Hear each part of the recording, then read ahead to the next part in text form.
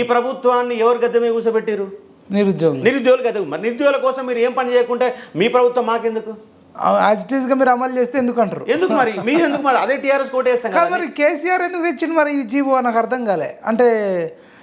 అంటే వాళ్ళు తెచ్చిన ఉద్దేశం ఏంటంటే సెకండ్ లిస్ట్ ఇచ్చేస్తే అధికారులు అవినీతికి పాల్పడతారు, విద్యార్థులు కూడా తర్వాత లిస్ట్ ఉన్న కాడ నేను ఎగ్జిట్ అవుతున్నా, నాకు పైసలు ఇస్తే నేను ఎగ్జిట్ అవుతా అని చెప్పేసి అవినీతికి పాల్పడతారని ఒక చట్టం తీసుకొచ్చారు.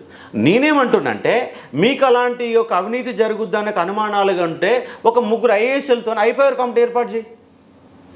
ఐపవర్ నీకు అనుమానాలు ఉంటాయి, తర్వాత అవినీతి జరుగుతున్న అనుమానాలు ఉంటే ఐపవర్ కమిటీ ఏర్పాటు చేసి జిఆర్ఎల్ పెట్టు.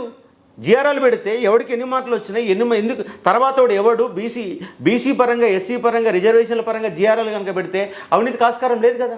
నువ్వు జిఆర్ఎల్ పెట్టకపోతే, డిసెండింగ్ ఆర్డర్ నింపకపోతే, వచ్చినోడికి 4 ఉద్యోగాలు ఇస్తే 3000 పైన ఉద్యోగాలు మిగిల్చుకుంటేవి. ఇదేం పద్ధతి?